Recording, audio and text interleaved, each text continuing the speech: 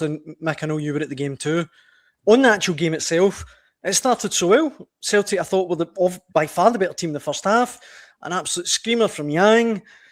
Nancy on the touchline looking delighted. I mean, what happened in the second half? I think it was another kind of example of it's been pretty symptomatic of the entire Nancy short reign. I thought Celtic were bright the first half, looked good in attack, scored a great goal, and missed some really big chances again. The lack of a cutting edge in the final third really damaging them again. So you know that by failing to take the chances, that there's a good chance to get punished. They get punished early in the second half, and then they crumble. Once again, a team has changed things tactically in the second half, so they haven't reacted. And by the end, they look ramshackle, disorganised, just a beaten team, just a bit shambolic. So a game, and I've not got the final stats in front of me, but it was maybe 20 plus shots that they had on goal, 7 or 8 on target, and then lose the game 3-1, and it could have been worse. I think it's summed up the kind of the way it's been under Nancy so far. I think listen, I asked him after the game, do you feel that this is the end of the road for you? And he said, I don't think about that kind of thing. No, I'm concentrating. What the worrying thing, I think, for him and for fans is that he's saying he thought he saw good things and they're getting closer. And you're thinking, you just lost 3-1 at home to a pretty ordinary Rangers team who were on the rack in the first half, there for the taking. And not only they lost, they kind of capitulated in the second half and fell apart. I mean, the goals they conceded. I mean, that's now 18 goals in 6 games under Nancy. Ridiculous numbers for Celtic. I mean, in the past, I think they conceded 2 domestically in 7 games under Martin O'Neill, both on penalty kicks. Under Brendan Rodgers, no one could have said that they were defensively dodgy. If anything, they couldn't score goals. That was a problem. I think the 6 goalless draws, they were solid defensively. So going from being a pretty solid defensive unit to being a complete shambles. And I think, listen, a lot of sympathy for the manager. I think the squad is poor, it's lacking, there's injuries, etc. I know the reasons.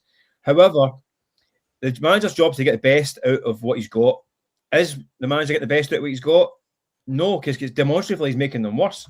They've got the record in these games is worse.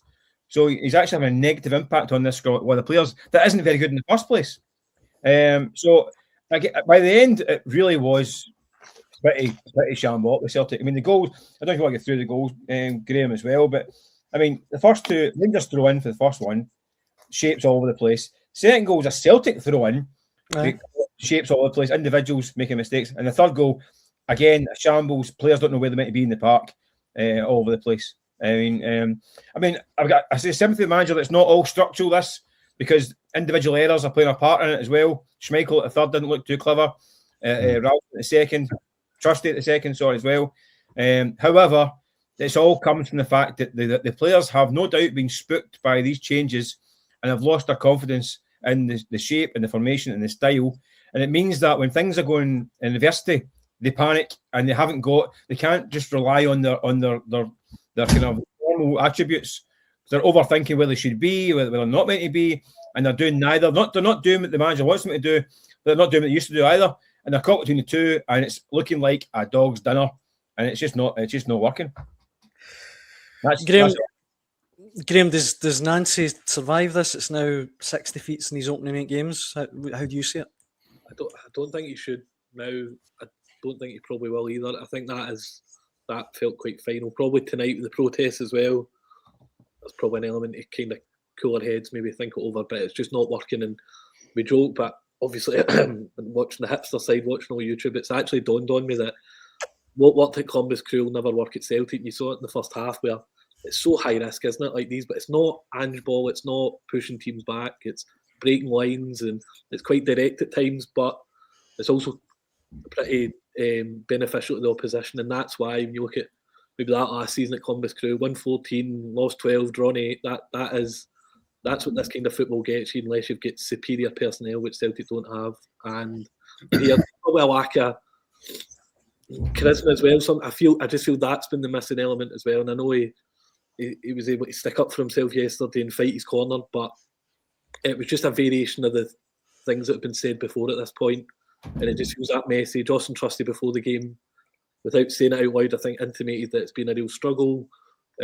Just everything. He's probably the one player more than anyone. He's this one-man defence, isn't he? At most of the time, and it's just not working. It's not a fit between manager and club. And I think we all know that the issues run much deeper than just the man in the dugout. But it's got to come to a head soon. I think it will come to a head soon, and it's just a style of football that just seems incompatible with what Celtic want to do.